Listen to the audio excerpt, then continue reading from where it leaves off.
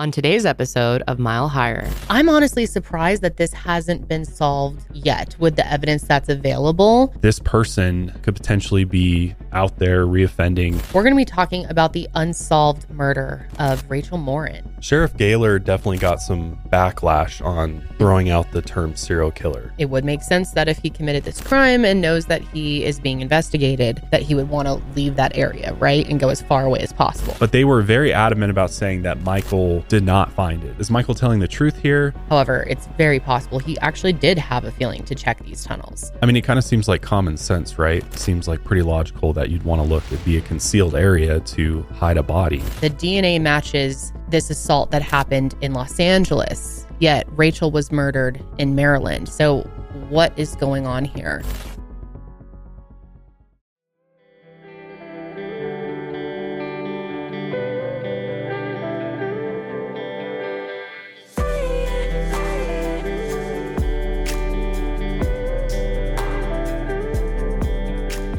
Hey, what's up, everybody? And welcome back to Mile Higher Podcast, episode 284. I am your host, Kendall. And I'm your host, Josh. We are joined by our lovely producer, Janelle. Hello. How's it going? It's going good. So today we are going to be talking about a case that desperately needs as much coverage as possible because it is very close, hopefully, to being solved, or at least potentially could. I'm honestly surprised that this hasn't been solved yet with the evidence that's available.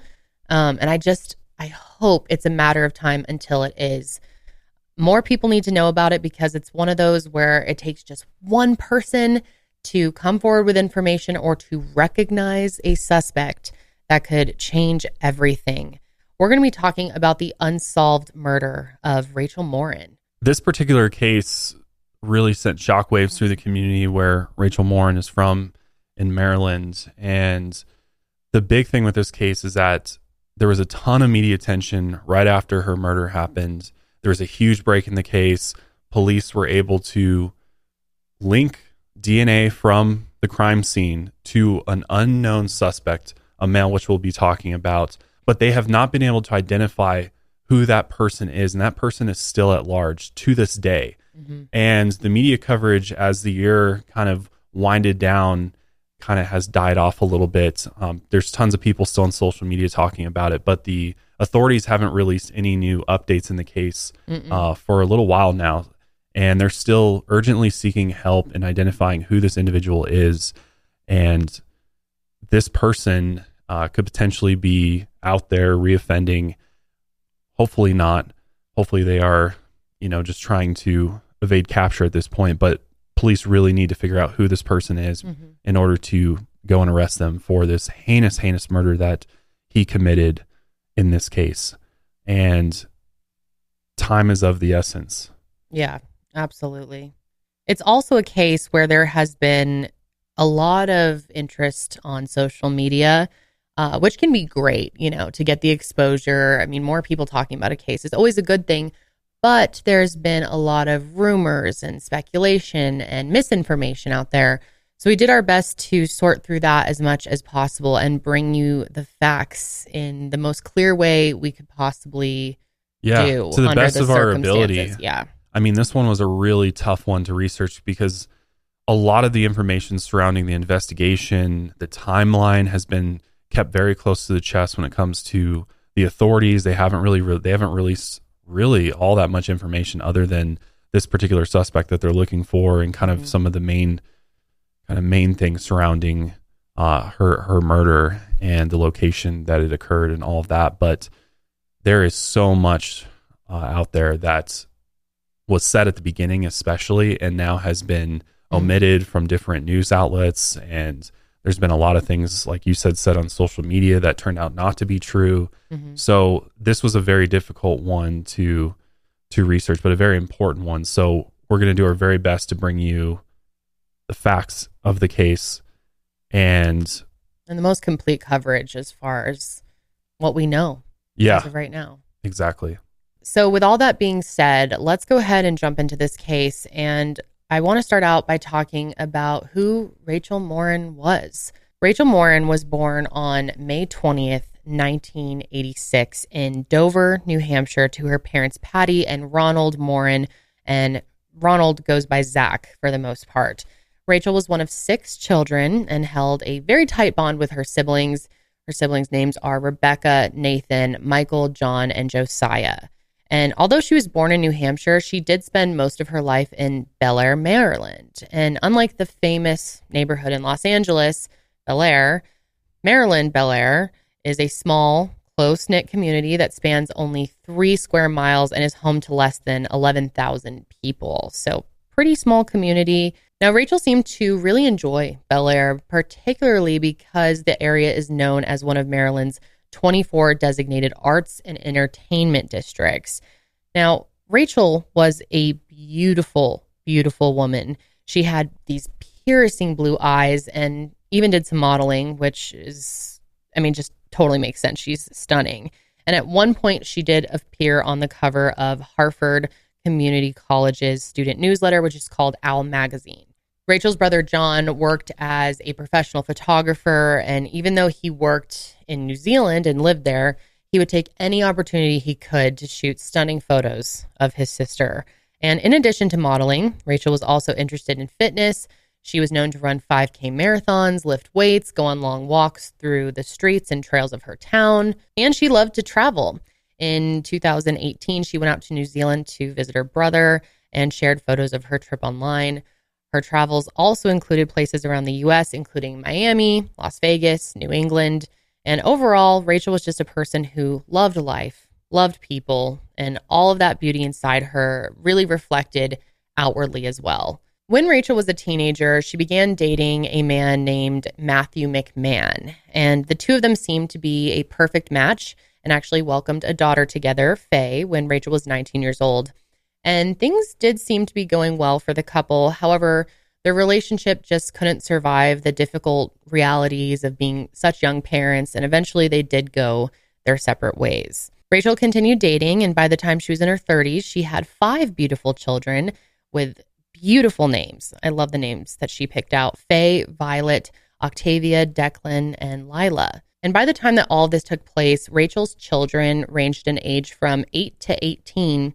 And as we mentioned, Faye, the oldest, is Matthew McMahon's daughter. The other 4 children were from 2 other fathers. Now, Rachel definitely felt some judgment from others because these relationships hadn't lasted. But despite this, Rachel's love for her children never diminished. And if there was one thing that anyone could say about Rachel, and said about her a lot, it was that she was such a devoted and loving mother. After her last child was born, Rachel seemed to take a step back from the idea of dating someone else seriously, but eventually she had a change of heart and decided to try and get back into the dating world. So she downloaded multiple dating apps and often discussed her experiences, in the dating world with friends, which can come with many wild experiences. And at first, it didn't seem like Rachel had much luck, but that is until she met a man named Richard John Tobin. Richard and Rachel had a lot in common. Even though Richard was 10 years younger than her, they did have a lot of the same interests, including fitness, being with family, and really just enjoying life overall. They announced their relationship publicly on Facebook on August 1st, 2023, when Richard made that update to his page. And there was also another post that I came across, and this post is from February 2023, and it's just a really foreboding quote that I thought we should include. So it says, "Risk can be dangerous, but routine can be deadly. Comfort has killed more dreams than daring ever did." And that to me, that just sends chills down my spine, considering what's about to happen months later. But during this time, things seem to be going well for Rachel in multiple aspects of her life. She was running her own cleaning business called East Coast Cleaners, which I believe she started in 2019. She now had this newfound romance, and she had wonderful children. Everyone seemed to be happy, but despite all of this, there were some people who were concerned about Richard's somewhat unstable past. So who is Richard Tobin? While there isn't a ton of public information on Richard Tobin's early life, we know he was born in October of 1995, making him 27 years old when he began dating Rachel. It appears that when he was in his early 20s, he began having run-ins with the law and fell heavily into drug use. By the age of 25, he had a lengthy criminal history relating to drugs, domestic violence, and assault. For example, back in 2020, Richard was actually arrested for violating a protection order and went on to be in and out of court all the way up to 2021 when he was charged with possession of drugs and attempting to operate a vehicle while impaired by a dangerous substance. He has also faced charges of being a fugitive from justice, resisting arrest, and disorderly intoxication, according to Maryland Judiciary case search records. He received a suspended sentence and probation in September of 2023.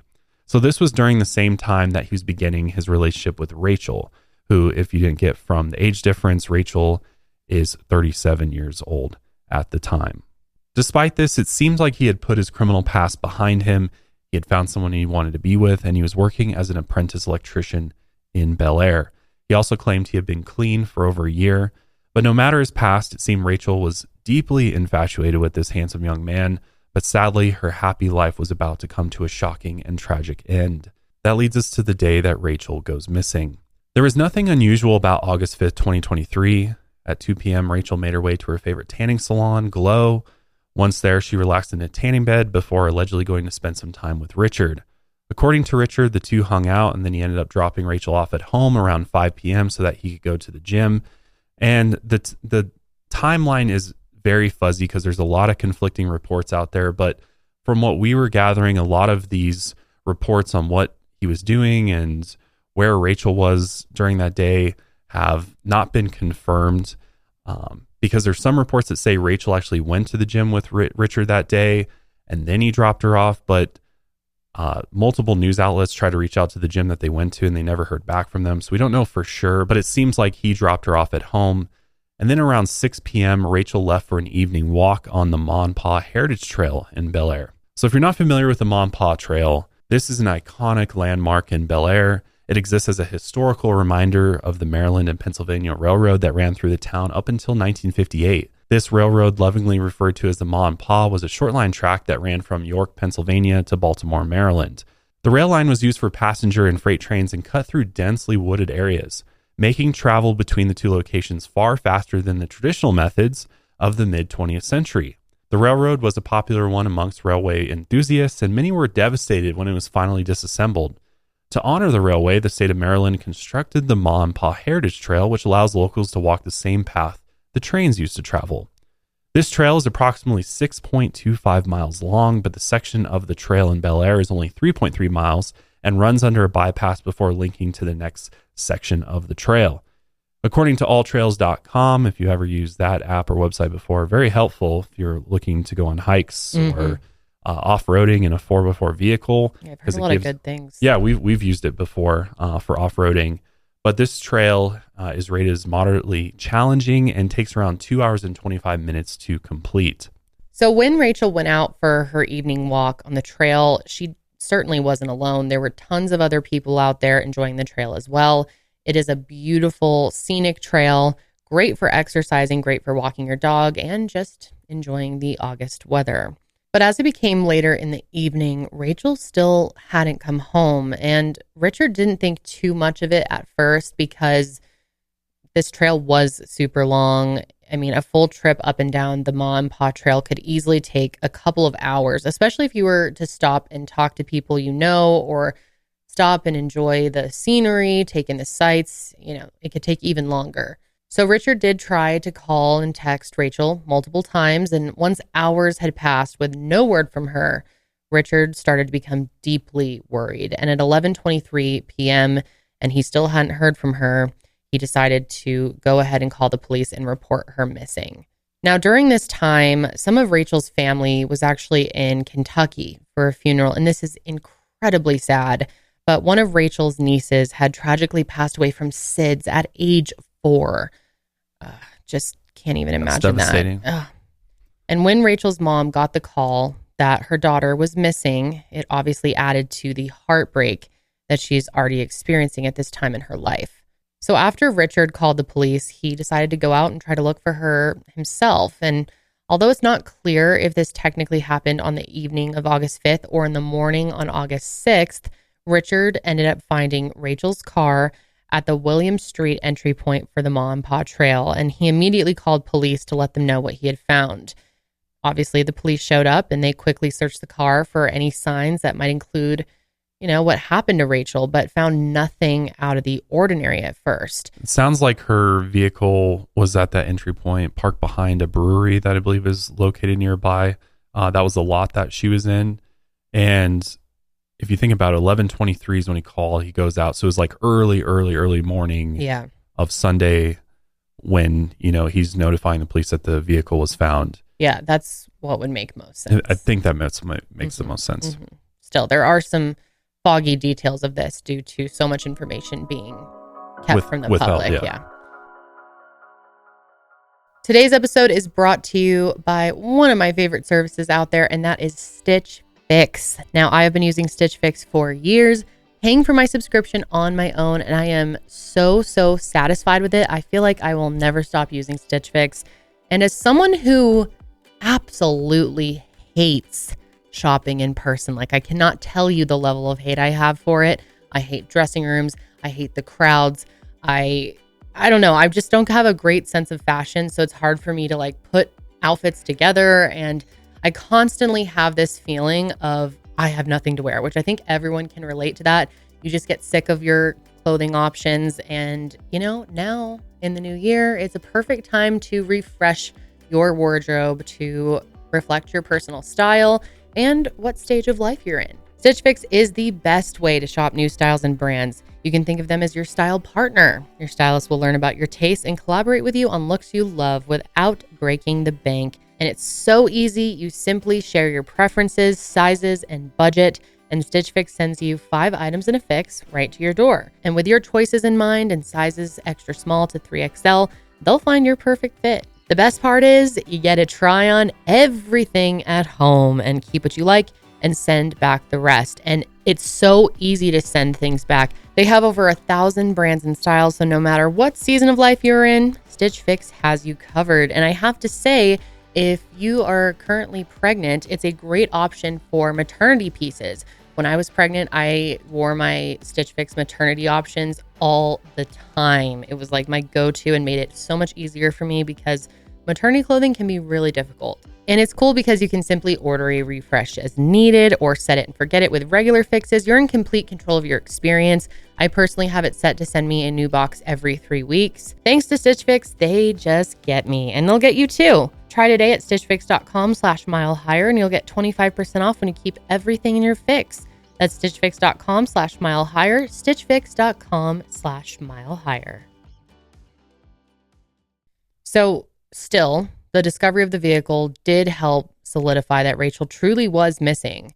After all, there was no logical reason for her to be on the trail overnight. So with concerns rising, Harford County Sheriff Jeffrey Gaylor led the charge of investigating what happened to Rachel Morin. And Sunday morning, authorities reached out to the public and notified them that they were seeking help locating Rachel. The Harford County Sheriff's Office said that she was last seen around 6 p.m. the day before, leaving to walk the Ma and Pa Trail. Rachel was described as 5'2", 107 pounds with blonde hair and blue eyes.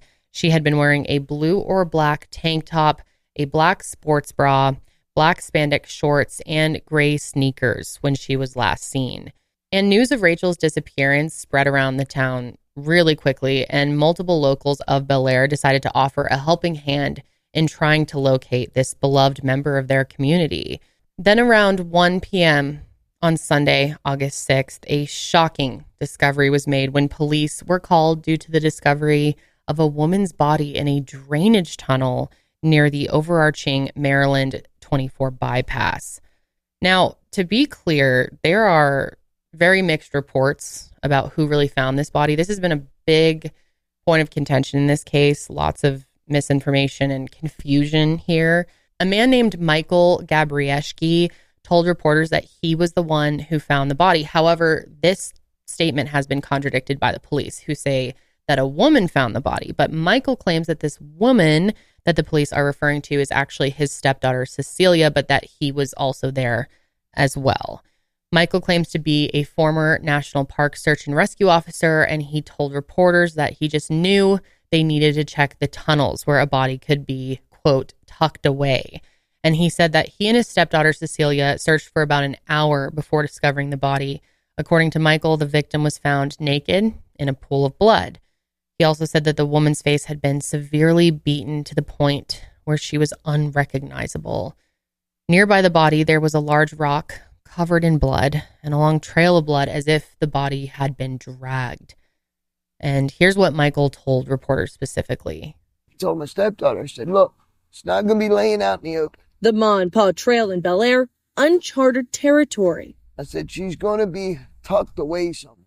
But the former National Park search and rescue officer has extensive experience tracking down missing people. So basically, it's my passion to bring closure to that family by bringing her back and not having them wonder what happened. Following reports, 37-year-old Rachel Morin left for a walk and never returned, Gabriszeski and his stepdaughter taking off on a search rooted on instinct. I just kept seeing tunnels in my mind. I don't know why, but I just kept seeing tunnels. Despite law enforcement swarming the area for almost a full day, Gabriszeski's stepdaughter locating the body in about an hour. The deadly discovery. Once we got down there and I started seeing them tunnels, I started getting goosebumps. Made in a tunnel drain, not far from the trail's main entrance. I saw a terrible mess. Gabriszeski's visions meeting the reality of a gruesome scene. There's not going to be an open casket, I can guarantee you that. He says Morin's body found in a pool of blood, suffering severe head trauma, an injury he believes could be the result of a rock. My daughter said that there was a big rock down there that was all caked in blood. Now, as you can hear in that clip, they are saying Michael Gabriszeski. We have had a bit of confusion about how to exactly say his name. We're pretty sure it's Gabriszeski, but we could be wrong, and we apologize if that is the case. Now, as we mentioned earlier, police have only said that a woman discovered her body. So there's been no confirmation from police on what that woman's name was, but we're operating under the assumption that that woman was in fact Cecilia. But they were very adamant about saying that Michael did not find it. They've kind of, and this is the thing for me, is like, is Michael telling the truth here? He could be, or he's exaggerating, like maybe he was nearby and maybe he did see it, but police are like, no, he definitely did not see it. Could the police just be upset that they didn't find her and that these guys found her and it's just kind of a pride thing? I don't know. Police would later confirm, though, that the body in the tunnel had been an apparent victim of extreme violence. After police recovered the body, the public impatiently waited to hear if it was in fact the missing Rachel Morin. Unfortunately, a positive ID on the body couldn't be made without a forensic professional. So that evening, Sheriff Gaylor made the decision to inform the public that he did firmly believe, quote, that the body was that of Rachel Morin and that this was now officially a homicide investigation, but obviously they didn't need to wait for, positive ID to come back from the forensic office. Sheriff Gaylor had been a staple in the Harford County community since he was first elected in 2014, and he has years of experience under his belt, and he really did make it his personal mission to find out who killed Rachel and bring that individual to justice. So let's go ahead and play just a little bit of this initial press conference that Sheriff Gaylor made. Good evening, everyone. Thanks for coming up this evening. There's days I absolutely love being the sheriff of Harford County. This is not one of those days. We're here to follow up on what I think our entire community knows, sadly, what is a homicide along the Ma and Pa Trail here just outside the town limits here in Bel Air that happened sometime early this morning or today. But at approximately 11:23 last evening, our deputies responded to a report of a missing person. It was reported by the individual's boyfriend that Rachel Morin, who's age 37, had headed out from her home on Old Emerton Road around 6 p.m. to go to the Ma and Pa Trail. Once she had not returned as and when expected, the family was obviously concerned. Initial information from the boyfriend, again, the caller who reported her missing, indicated her car was at the lot at the trailhead here on William Street, behind where Independent Brewery is, the people that are familiar with Bel Air. The car was there, but she was not. During the initial search, again, deputies did locate her vehicle at the William Street entrance. The vehicle, during the investigation, was towed to our CID building up in Forest Hill, where it will be processed for any and all evidence. At that time, last evening, an extensive search of the trail and surrounding area followed. A notice to the public was put out by this office, by our Office of Media Communications. That has had over 11,000 shares, and I'm going to touch on it a little here, but always thankful to our citizens here in Harford County who assist us in solving so many crimes by sharing information as good as. That's one of the good side of social media. The bad side is there's also been a lot of false or early information shared that we don't want to see. We don't see false news out there. We also don't want to see information getting out before family members are informed that it could jeopardize the case.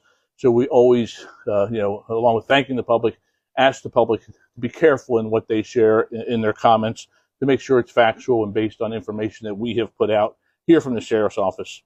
While it was all of our hope, certainly mine and everyone standing up here with me and the men and women of our office and all of our citizens, that Rachel would be found safe, at about 1:07 p.m., a citizen called 911 to report a female's body had been located off the trail. At that time, it was obvious that this person was deceased. On Monday, August 7, 2023, just a day after the discovery of the body, the medical examiner confirmed that the body was in fact Rachel Morin. A full autopsy was performed on Rachel, though details regarding her cause of death and whether she was a victim of a sexual assault have not been revealed. The police immediately began investigating Rachel's homicide, and this case really started to garner major attention online and on social media. Early in the case, there were many theories surrounding Rachel's murder. A prominent theory that was going around initially was that Michael, the one who claimed to have found her body, was possibly involved in her death. After all, it seemed like he had known exactly where to find Rachel's body and told reporters he just had, quote, had a feeling to check in the tunnels, which I do see how some people could think that's sketchy, and in some cases definitely could be. However, it's very possible he actually did have a feeling to check these tunnels. I mean, it kind of seems like common sense, right? Yeah. That if there's these drainage tunnels around this trail, like, seems like pretty logical that you'd want to look. It'd be a concealed area to hide a body. Especially if he really did have experience with these types of searches and, parks and rec. Right. Past. Or even just the area. Maybe he just been in the area quite a bit. Yeah. In addition, Michael told reporters that the reason he was searching for Rachel is because his stepdaughter was one of her close friends. However, this detail is disputed by others who knew Rachel. Michael wasn't hesitant to share his theories about what happened to Rachel. At one point, he even mentioned that Rachel was probably murdered by someone who knows her due to the state that her body was found in and the level of violence that she sadly seemed to endure. As we've talked about in the past, it is common for murderers to try and insert themselves into the investigation of their victims' murders, which is absolutely true. It does happen. Mm-hmm. More often than you would think. Yeah. And the fact that Michael seems so invested in this case and his enthusiasm to discuss the crime made him a prime suspect in the eyes of those following her case. I mean, it kind of makes sense, right? Like, he seems a little... Yeah, I can see how people would see that. But he could just be a passionate search and rescue worker, and volunteer. Really have wanted to help. Absolutely. But there was also the theory that possibly Rachel's new boyfriend, Richard, was involved, as spouses and partners are often early suspects in these types of cases, especially when someone is murdered. And Richard also had his sketchy past working against him. And it wasn't just that Richard had been arrested, it was the details surrounding his arrest that concerned people. His cases involving domestic violence, assault, and violating protection orders seemed like major red flags for anyone trying to solve Rachel's murder. However, Richard has been consistently adamant about his innocence. In one post online, Richard reminded his followers that he had gotten clean and had turned his life around. He said, "I love Rachel. I would never do anything to her. Let the family and I grieve. Yes, I have a past, but I also have 15 months clean and have changed as a person. Please." And this seemed to be reflected in his court records as well, which proved that Richard's last run-in with the law happened back in 2021. And at the end of his court proceedings, he was given a suspended sentence and a year of probation. And it does not appear that Richard has had any legal issues since. And so even though no one knew Richard to be anything but a loving boyfriend to Rachel, he was definitely still the victim of harassment online. After receiving dozens of angry comments accusing him of being involved, Richard made a final public comment stating that he loved Rachel and would never hurt her before setting his profile to private.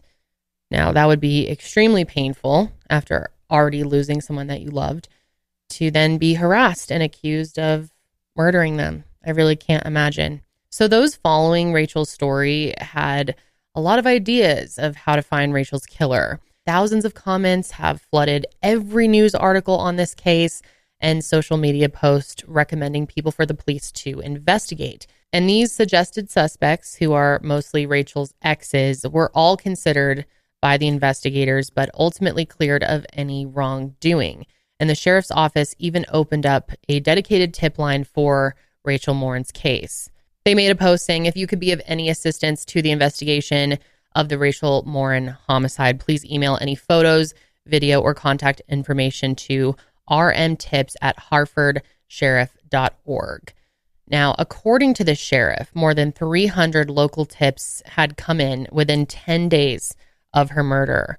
And unfortunately, none of these tips actually led to any arrests or even breaks in Rachel's case. And the speculation around Rachel's death has become overwhelming. But police were just about to make a major break in the case because foreign DNA from the crime scene was matched to the FBI's CODIS system.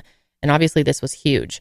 This happened on August 17th, 2023, only 12 days after Rachel was brutally murdered on the Ma and Pa Heritage Trail.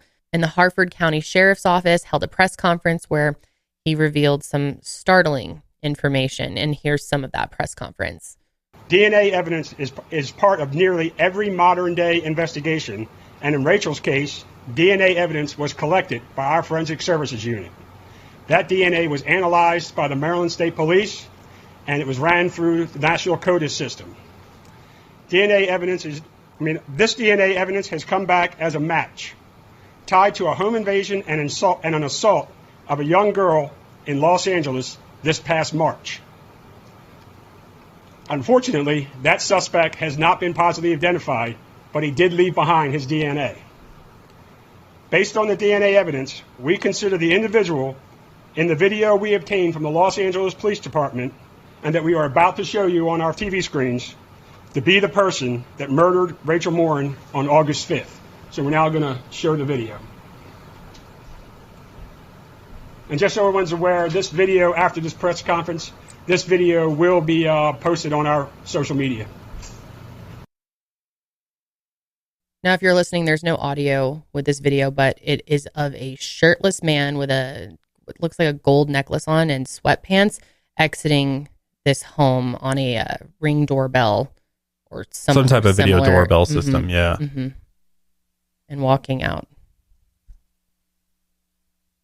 Now, this is a crucial video. So, if you're listening, I would look it up and take a look for yourself. Yeah, we'll have a link to it too. You know, what solves this case if someone recognizes this guy. The thing about it, though, is you just get a side view of this individual before he turns around and walks off of the porch. So there's never any front-facing view. Unfortunately. I mean, you can see a little bit of the side of his face, but yeah, it's not the most ideal. But hey, it's something. Based on our analysis of this video and witness observations, we believe the suspect to be approximately 5'9", 160 pounds, and of Hispanic descent. If you have any information about this suspect, we are asking you to please call our detectives at our tip line. And the tip line number is 410-836-7788. And we've also established a dedicated tip email address, and that email address is rmtips@harfordsheriff.org. Again, that's RM as in Rachel Morin, tips @harfordsheriff.org. We want to make it clear that we believe the suspect acted alone, and he doesn't represent the entire Hispanic community of Harford County, who we are now partnering with to identify this suspect. So let's take a look at this video once again, because like we just said, it's such a crucial part of this case and could crack this thing wide open. As you can imagine, this video has also made the rounds on social media and the internet and has been hyper analyzed, slowed down, zoomed in. Mm-hmm. There is a view, and I don't know if it's just this particular clip that the police are showing, but there is an arm that can be seen for like a millisecond in the doorway. And I think it's just the way that they had this zoomed in on the TV. But there's the short clip out there as well, and we'll clip that and maybe pull that up real quick, Janelle. Oh yeah, here we go. Okay. So this is a better view. See the arm closing the door? You couldn't see it in the sheriff's stream there, but this is the raw surveillance video. Go back one more time. Yeah. So look at the very right. You see the arm shut the door, and it kind of slams the door. Yep. So there's been a lot of speculation on whose arm that is. And just this whole incident is very weird in itself. Why is he coming out of the front door? We don't know how he entered. There's no video of him entering through the front door. It seems he broke in through a side window, side door, something like that. And the LAPD has been very quiet about this particular incident. I don't think they've released any sort of like details about what happened with this, and they're obviously still investigating it. But that arm, they were able to find out whose arm that is and speak to that individual. And this next part we're going to go through, there's conflicting reports about this incident as well, as to, was this young girl alone? Some publications out there say that she was alone, but it seems like that may or may not be the case, because they were able to locate this individual, but they haven't released like who this person is. They just said, we talked to the person whose arm is in the video, and they had nothing to do with the assault that occurred at this address. But that's like all they're giving us. Well, it's also because there's a minor involved in this case. Right. I mean, and we'll explain it more, exactly what happened there. I'm sure a lot of you are already thinking, okay, so the DNA matches this assault that happened in Los Angeles, yet Rachel was murdered in Maryland. So what is going on here?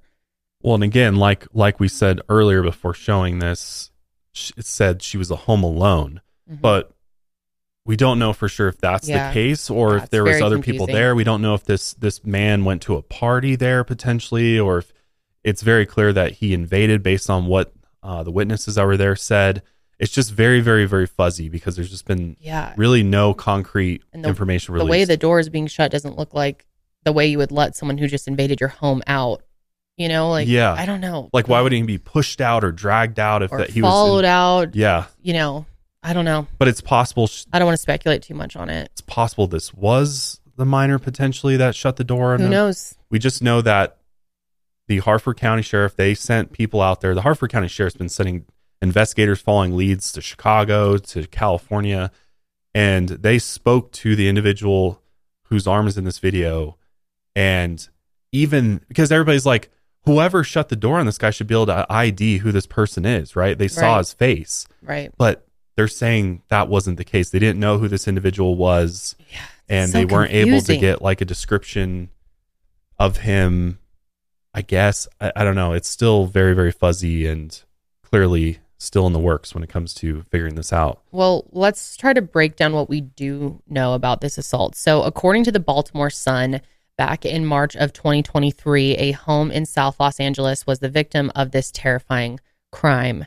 It was a beautiful evening, March 26, 2023, when a young girl who was staying home alone, as far as we According to the understand, Baltimore Sun. this is Baltimore Sun, was confronted by a strange man in her home. This young man, who was approximately 5'9", Hispanic, muscular, had just broken in, and we're not exactly sure how. When the man found the minor in the home, he proceeded to assault her. And due to the victim's age, of course, there are very few details out there regarding this assault, although it has been reported that the assault was not sexual in nature. However, that's just what's being reported. We don't know for sure. After assaulting the girl, the suspect left the home through the front door, where he's caught on that doorbell camera, as you can see. And it shows this man with dark hair and a military-style haircut, which a lot of people have analyzed that as well, which we will explain more. But the video went viral in the weeks following Rachel's death, but nobody to this day has been able to identify him, which is pretty crazy. Whether your resolution is to save money, eat better, or stress less, HelloFresh is here to help you do all three. Say hello to your most delicious year yet with fresh ingredients and chef-crafted recipes at a price you'll like, delivered right to your door. As you probably already know, we are big fans of HelloFresh in our household, and we enjoy HelloFresh probably 3-4 times a week. Just last night, actually, I cooked up a HelloFresh recipe. It was a prosciutto wrapped chicken with Swiss cheese on it. It was delicious. And it was in this cream sauce with rigatoni pasta. Mm-hmm. And it was out of this world delicious. Our daughter gobbled it up too. She did. She's loving the HelloFresh recipes, so much so she doesn't want to eat kids' food anymore. She wants only like It's got an acquired chef-crafted food. taste. So it's perfect for our family, and it's great that they offer different serving sizes. Like right now we're on the 2 servings, but we'll have to be moving up to the family one sooner or later because she eats probably like half of one of our meals almost every single day. Which is fine because the portions are pretty big. So the portions are a really nice size, and I'm just always blown away at just the quality of the produce, the quality of the meats, how easy the recipe cards are. I mean, they really do pack their boxes with farm fresh ingredients, and I love that everything arrives pre-portioned, so it's just simple to put together. Every week we look forward to hopping on our HelloFresh app, picking out the recipes that we want for the following week, and we're always blown away at the selection that they have. I swear it's like 20 different recipes you get to choose from. You can customize them as well. You can add proteins, you can add sides to it as well, garlic bread, there's desserts you can add. I mean, the customization just keeps getting better and better with HelloFresh, and we love them for that. But best of all, it just saves us so much time every day making a delicious meal. We don't have to go grocery shopping. Everything just shows up right at our door, ready to go. And honestly, it's saved us tons of money as well. We used to do delivery apps all the time, but now we maybe do delivery like once a week, if that. So we love HelloFresh, and we know you will too. So now is the time to try if you haven't already. Just go to hellofresh.com/milehigherfree and use code milehigherfree for free breakfast for life. 1 breakfast item per box while your subscription is active. That's free breakfast for life at hellofresh.com/milehigherfree with code milehigherfree. And luckily, because the LAPD was able to obtain DNA from this particular incident, we were able to make this match. But no arrest was ever made on LAPD's part. We don't even know where they're at with investigating this particular case at all. When police in Bel Air, Maryland ran the DNA from Rachel Morin's murder into CODIS, it came back as a match to this unsolved assault case in Los Angeles. Again, there's no name attached to the DNA sample. Sheriff Gaylor made it clear that according to DNA evidence, this man from Los Angeles is definitely the person responsible for Rachel's death. Due to DNA and doorbell footage, investigators were able to exonerate those being wrongfully accused of involvement in Rachel's murder. With all this new information, new theories started to emerge. But one thing in particular was puzzling about this case is the fact that this person committed 2 violent crimes on opposite sides of the country in less than 6 months. One possible theory that's been floated is that this man might be a truck driver, which would make sense for him to be on opposite sides of the country in this time frame. Another popular theory based on the man's physical stature and his haircut, as Kendall mentioned, was that he could be in the military and was possibly stationed in California before being moved to the Northeast. Also possible, but again, just purely speculation. I mean, there's so many possibilities for why he could have been in Maryland. And 6 months isn't that short of a time. No. Somebody could easily jump on a plane and fly there a day, right? And it would make sense that if he committed this crime and knows that he is being investigated, that he would want to leave that area, right? And go as far away as possible. Yeah, and Maryland is opposite side of the country. So Yep. No matter the explanation for how or why the suspect was traveling cross country, there was one thing that many people came back to. And this is a bit of a stretch in my opinion, but I do see why it should be considered. Potentially this guy is a serial killer, and as we know from history and past serial killers, many of them do move around, sometimes even long distances across the country to commit murders. According to Sheriff Gaylor, this theory could hold credence. Less than a week after matching the DNA to the assault in Los Angeles, Sheriff Gaylor appeared on News Nation where he stated, quote, "Somebody out there knows who he is off of what we've been able to release, and we need that person to come forward and help us get this monster off of the street. This guy has no regard for human life, for the value of human life, and he will reoffend if he's not apprehended." To the people of Maryland, Sheriff Gaylor was confirming their worst fear, that potentially there was a serial killer on the loose and possibly in their area. Then on September 8th, 1 month after Rachel's brutal murder, Sheriff Gaylor made another public statement. Let's hear what that was. And of course, the biggest break in the case came from DNA evidence collected from the crime scene. This evidence took investigators to Los Angeles, where the matching DNA had been collected at the scene of an earlier home invasion and assault. This was the first time we got a glimpse of the man responsible for Rachel's death in the video and the photograph that we released of the suspect from the video. As to a couple of the questions related to the video that I will answer, no, we do not have a better picture at this time, and that includes that we do not have a video of the suspect entering the home. And what about the arm in the video? I hear this question numerous times a day, and I can tell you we have identified the person connected to the infamous arm that appears in the surveillance footage from Los Angeles, and after speaking with that individual, we are confident that they played no role in the commission of any crime. Last week, I told the news reporters that the suspect could be a serial killer. What do I mean? With all we do know about these two crimes, the one in Los Angeles and the one here, my concern is that this killer is escalating. My investigators and I both firmly believe that if we do not apprehend this individual, he will kill again if he has not done so already. And if given the chance, he certainly could become a serial killer. Until he is in custody, this suspect poses a threat to every community in our country and maybe outside. Sheriff Gaylor definitely got some backlash on throwing out the term serial killer. Yeah. And what do you think about that? You think that was a good thing to do? My thought behind why he did that was because he knows that term generates buzz and it would help keep people talking about this and also create the sense of urgency with the public that we have this potential to become a serial killer out there, and therefore keep people, sharing this video. Yeah, that's probably why he did it. I do see the controversy with that because there's, as much as that is a very real possibility, there's no solid evidence to support that. And you could also make the argument that that's instilling fear into the public that may not be necessary at this point. Yeah. But I don't know. I'm a little mixed on that. I'm curious to hear what other people think. So after he said a similar comment on News Nation, as we mentioned, former FBI agent, News Nation contributor Tracy Walder told News Nation that she was surprised that he would make a comment like this. According to Tracy, there simply wasn't enough information to find a pattern that would point to a serial killer. She stated, quote, "I know he wants to bring attention to this case and I want this perpetrator caught before he hurts anyone else, but it is too early to make this connection." Yeah, for the most part, I agree. And I mean, it makes sense, especially coming from a former FBI agent, because they came up with the term serial killer. So there's got to be a pattern of multiple killings over a span of time, and we don't know for certain that he's committed any other crimes. And to this day, there hasn't been anything else that's popped up where his DNA has been matched. Yeah, and even though this assault in Los Angeles is a crime, no one was killed. So to say serial killer, it's a bit extreme. It is.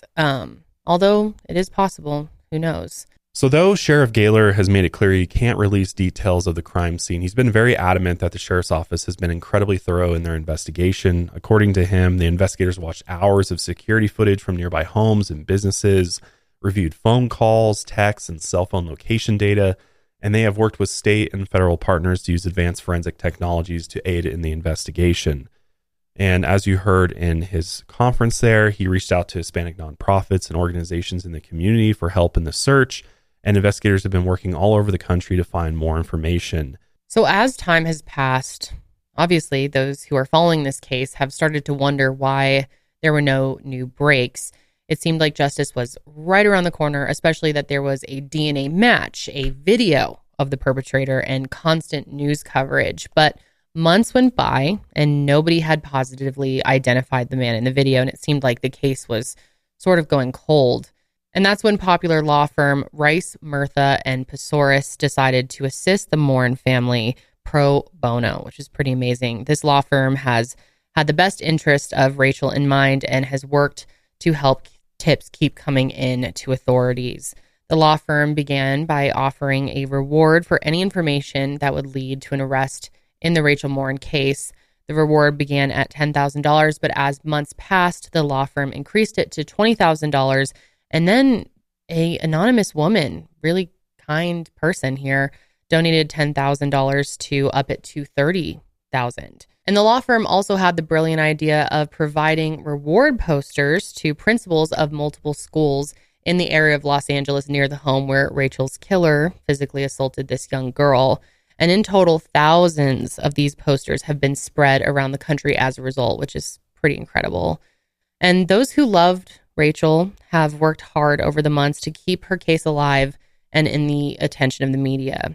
Matt McMahon, the father of Rachel's oldest daughter, is definitely one of the loudest voices in this effort. He constantly shares podcasts, YouTube videos, news articles, anything else that he can to keep his followers updated on the investigation. And he shares photos of Rachel from their time together and stories of what a great person that she was, hoping to keep her in the hearts of anyone who reads. He also worked with a private criminal profiler to create a profile of Rachel's killer. And here's what he had to say. Right now, we're worried that the clock is ticking. Today is 1 month to the day that Rachel went out on a run. So people's memories are fading. Matthew McMahon brought a stack of flyers to the Mon Pa Trail. On them, new details from a criminal profiler on the potential suspect, a man seen in this video whose DNA is linked to the crime. This is not just to get justice for Rachel and her family and her children. It's to prevent this person from doing this again, because it's a matter of time before he does do this again. The criminal profiler believes he could be a violent criminal with dangerous psychopathic traits, possibly a narcissist lacking empathy who is manipulative and a pathological liar. The profiler says after committing a crime in Los Angeles, he came to Bel Air, an odd choice, meaning he, quote, must know someone in Bel Air where he has been able to stay. Also calling him an opportunistic predator who had a reason to be in the area of the path. The suspect would have been out between 6 p.m. and dusk on August 5th. There's a desire from the family to sort of give more information to the public so somebody else would be able to identify. The important part of that profile, if you notice, is there is a possibility that the person could be somewhere around this area. They're looking for a Hispanic man in his early to mid-20s, 5'9" tall and 160 pounds. We're hoping this paints a much clearer picture of who this person is, because we believe firmly that somebody in Bel Air knows who this suspect is. So that leads us to the fundraiser controversy in this case. So when Rachel passed, she unfortunately had no life insurance, which left her family and kids in a tough position, as you can imagine. And to combat this, Rachel's sister Rebecca started a GoFundMe to help cover the costs of the funeral, saying that Rachel deserved a funeral as beautiful as she was. The goal of this fundraiser was $60,000, an amount that they have nearly reached. In addition to the GoFundMe fundraiser, a local pizzeria also ran a fundraiser for Rachel's children before Christmas. I thought this was so amazing. And their goal was to raise enough money to give these kids the best possible Christmas they could without their mother, which obviously no amount of gifts and Christmas fun is going to heal what they're going through at this time. But it's a really kind effort. And the fundraiser earned more than $7,000, which was given to that law firm we mentioned, Rice, Murtha, and Fossouris, with the intention of the funds being split among these 5 children. The fundraising efforts seemed to be going well until Matt reached out to his Facebook followers to express his anger regarding the handling of the fundraisers. According to Matt, the GoFundMe was originally created with a message stating the money after the funeral would go to the needs of Rachel's 5 children. However, after reaching a large amount of funding, the wording of the fundraiser was changed to exclude Matt and Rachel's 18-year-old daughter and include Rachel's sibling. And there's a screenshot of his post, which we'll put up on the screen, but I'll go ahead and read it for those listening. So this was posted on January 3rd by Matt McMahon. He said, I think the Morin family owes the world an explanation for why Rachel Morin GoFundMe page managed by Rebecca Morin was recently updated to exclude Rachel's 18-year-old daughter and include themselves.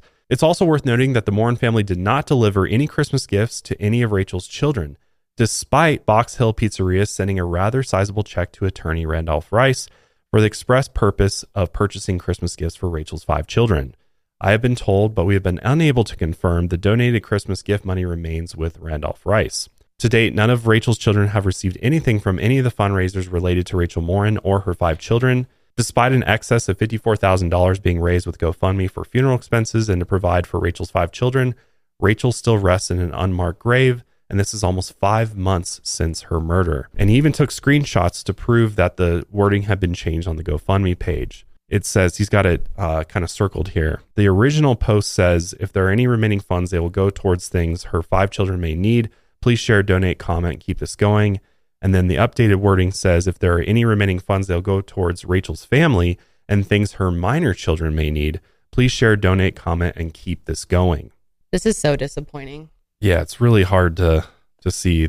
And it's just, I mean, it's never a good look to change a GoFundMe, after a bunch of money's been raised. It definitely raises suspicion, eyebrows for sure. Commenters on these posts and across social media channels like Instagram and Reddit seem to believe that Rachel's siblings, namely Rebecca, are trying to find a way to keep the money for themselves. However, it has not been revealed if there is any investigation in place to determine if there is an actual concern of fraud regarding the fundraisers.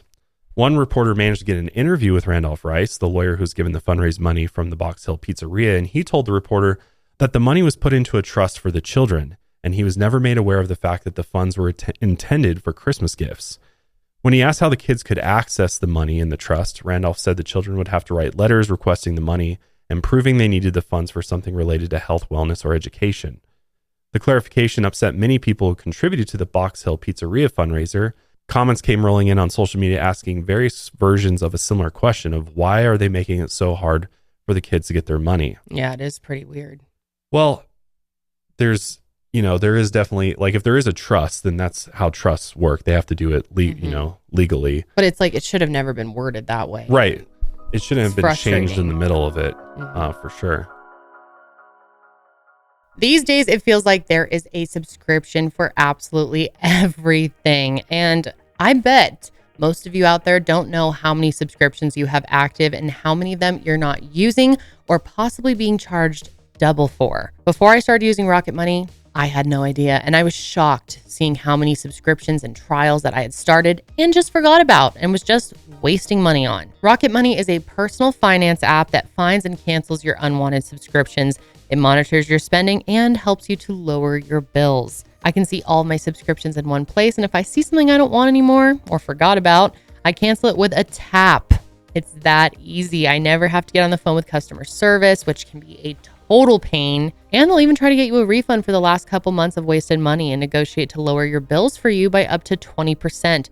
All you have to do is take a picture of your bill, and Rocket Money takes care of the rest. Rocket Money has over 5 million users and has helped save its members an average of $720 a year with over 500 million in canceled subscriptions, which is just mind-blowing. So stop wasting money on things that you don't use and cancel your unwanted subscriptions by going to rocketmoney.com/milehigher.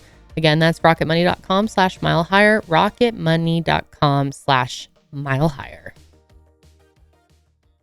So anyway, on August 19th, hundreds of people gathered for a community memorial walk at the Ma and Pa Trail in honor of Rachel. And many people brought their own flowers and scattered them throughout the trail. Photos of Rachel have also been hung on the trees throughout the trail. And some people even wore shirts that said #remembering Rachel Morin.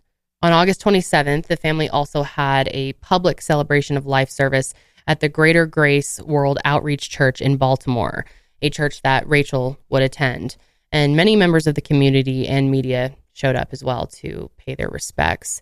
Rachel's mother, Patty Morin, talked about what the walk for her earlier that month meant to the family and detailed how she found out that her daughter was missing while she was out of town. She said, "The first thing you think of as a mom is, I wish I could be there. I'm 500 miles away. I wish I could be there. I wish I could find her. She's probably scared. I wish I could hold her." God, it's just so sad.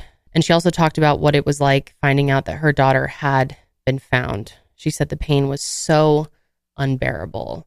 The family also spread a message of hope in the face of tragedy. "I can't be there to hold my baby and to comfort her, but I know that the God we believe in and the God that Rachel believed in was there holding her and comforting her, and that he never left her." And as we've seen this case go viral online, it has become clear that she was loved by many. However, unfortunately, but not surprisingly, her beauty and personality has drawn some of the worst of the internet out of the woodwork. All over the internet, people have posted pictures of Rachel discussing her body, discussing her plastic surgery, a possible plastic surgery that she may have had, and how tan her skin was. Like, really, people? It shouldn't shock me, but it's just, We can't just remember this poor woman's life, and it's just so irrelevant and mean and just truly fucked up. Comments also discuss the fact that Rachel had multiple kids from different fathers. Of course, that judgment is going to be there. And while the majority of these types of comments came from internet trolls, it's important that the true legacy of Rachel Morin be told. Even though Rachel Morin was only alive for 37 short years, she left a lasting impression on everyone that she met. She is remembered as being hardworking, intelligent, unique, beautiful, and kind. She had an intense love for her family and a love for her faith, and also a love for people.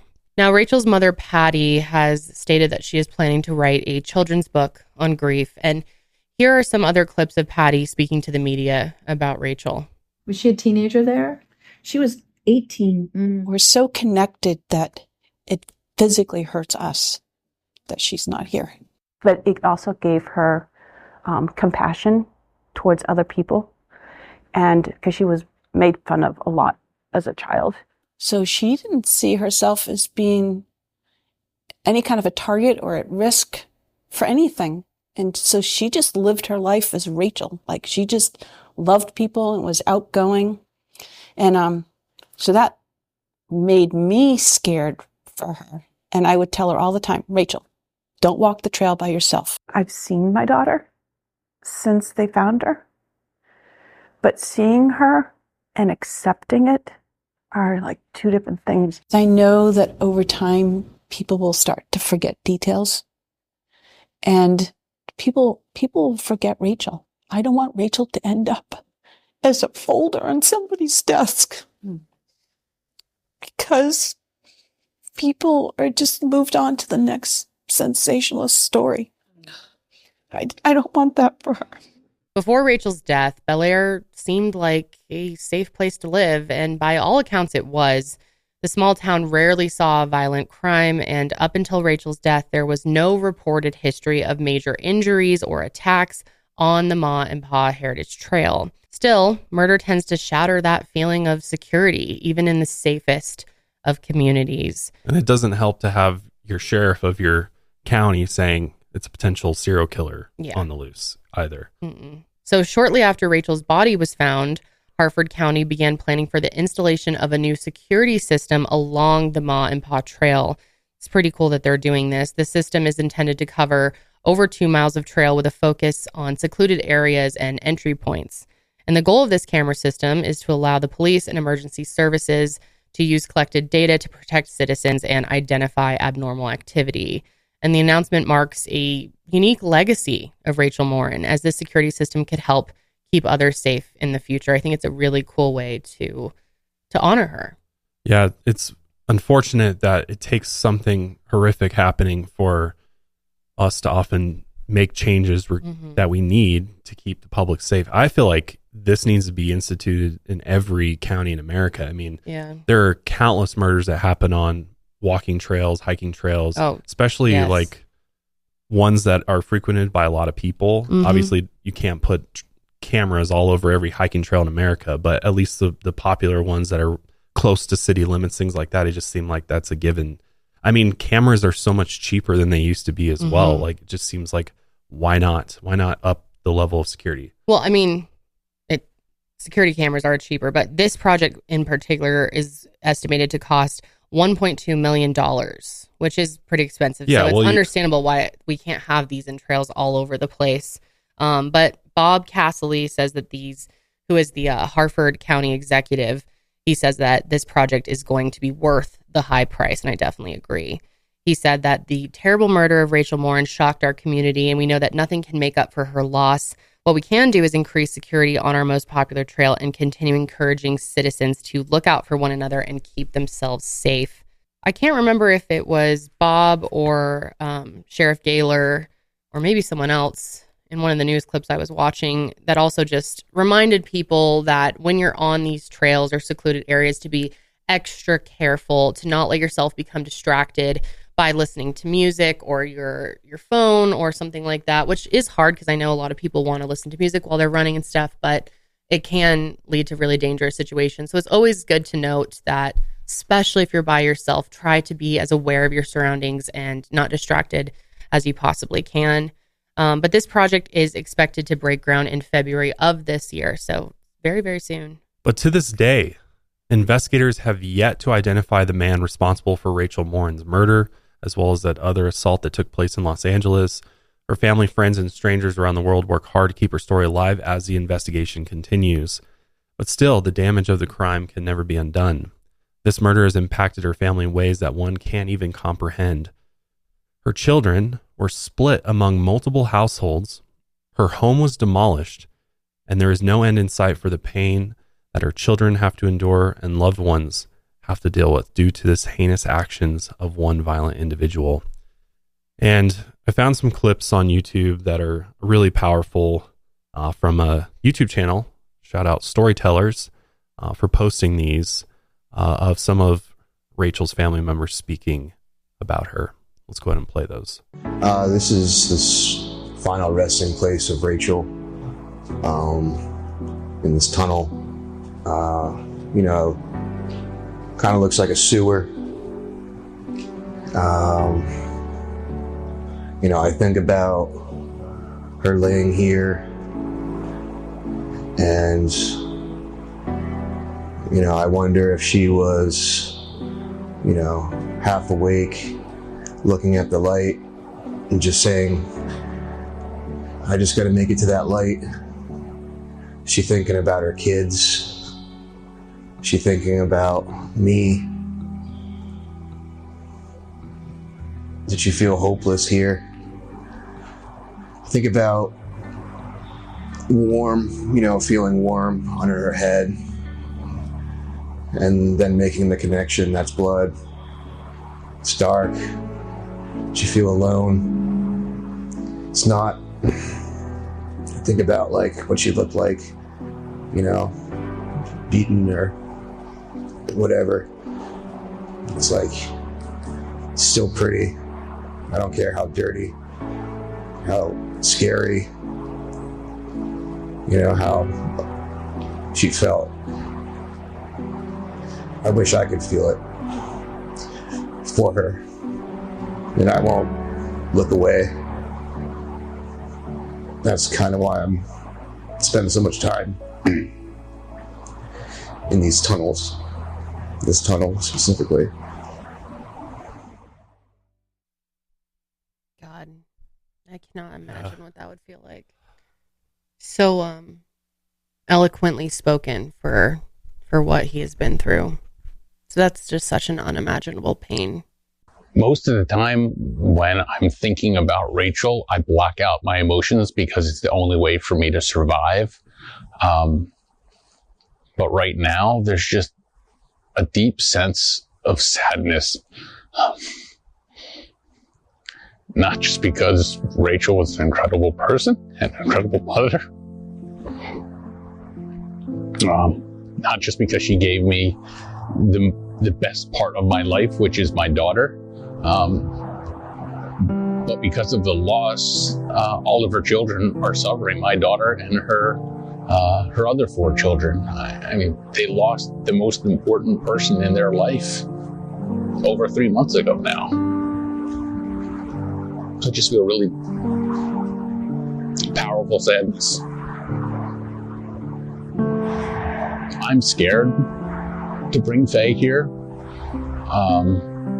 Not for her safety, but because I don't know how she's going to react. I want to protect her, and I want her to also heal, and I don't know how much of an impact this is going to have. I worry that she's going to fall to pieces.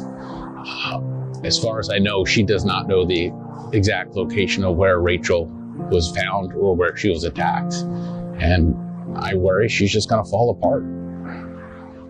I think at some point she will want to know, because in one discussion that I did have with her, she sat right up and asked me a point-blank question about what happened to Rachel. Because she desperately wanted answers. But I'm just scared to bring her here because I'm worried she's going to fall apart. Poor children. To not only lose your mother, but to lose them in this way. It's unfathomable. It is. It's unfathomable. This last clip is actually of Faye, and she visits the site of her mother's demolished home. Can you tell us a little bit about where we are right now? This is where my mom's house used to be. That's now gone. I just think about going upstairs in my mom's room and laying down with her. How old were you when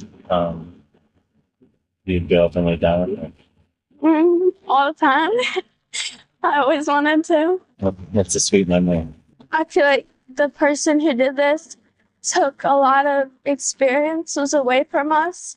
We talked about doing a lot of things together, and she's never going to be able to be at my wedding. I'm never going to be able to go to hers. Like, she's never going to be able to meet my kids. And I just feel like we had a lot of plans that we just never get to do anymore because he just took them away one day.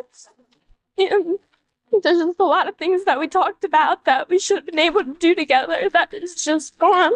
It's hard to even There's just no put words. into words. Yeah. So devastating. And then, to not only lose her in such a devastating way, but then to not have any answers or justice. This happened in August, and it's now January. Yeah.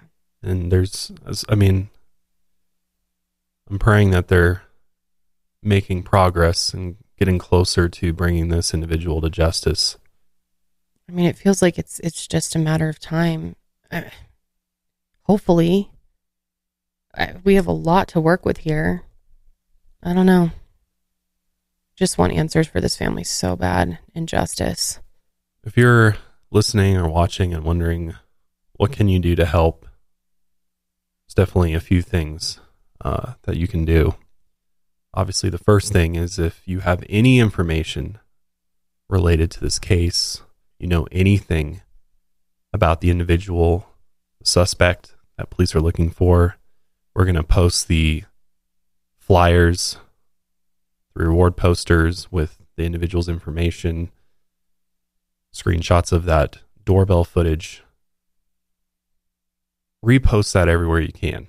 Mm-hmm. The more people that see it, the better chance that somebody out there might know something and send in that tip that helps the authorities locate and apprehend this individual. There is a Spanish version of the poster as well. Get that out there to as many people as possible.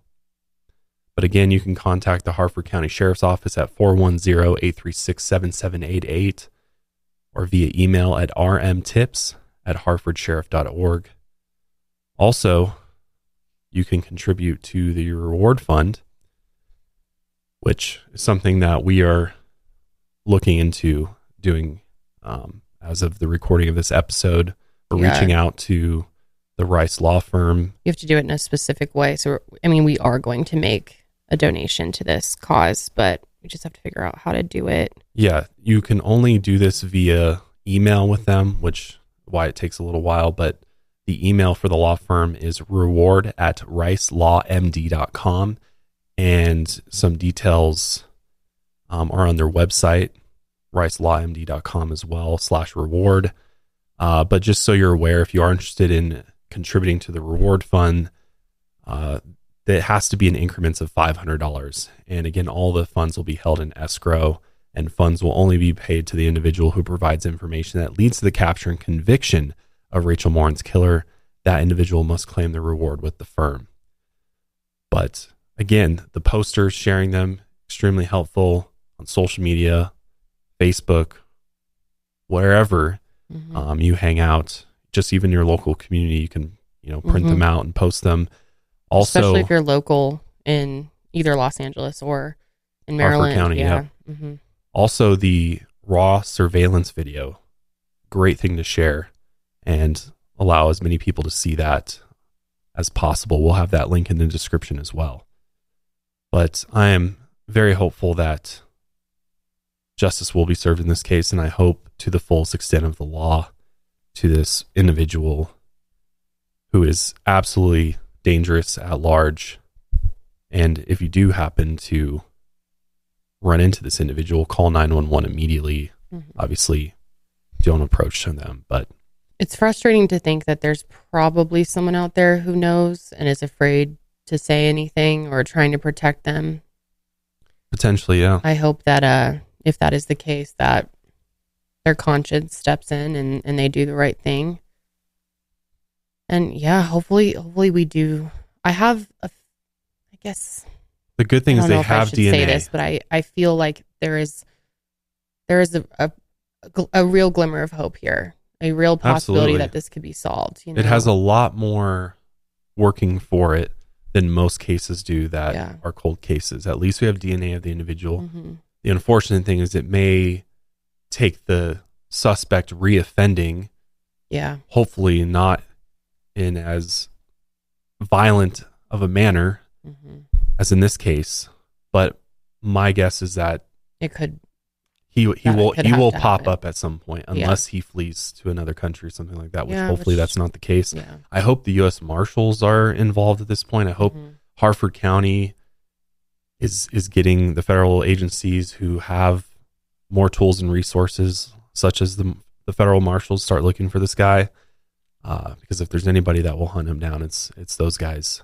I think there's also a lot of hope here because of how many people, not only just friends and family who care so much for Rachel and have made endless efforts to try and get this information out there and keep her memory alive, but also just the, people online who had never met her and people in the community who had never met her, who have really seemed to come forward and do everything they can to help this family and to help this case be solved. Absolutely.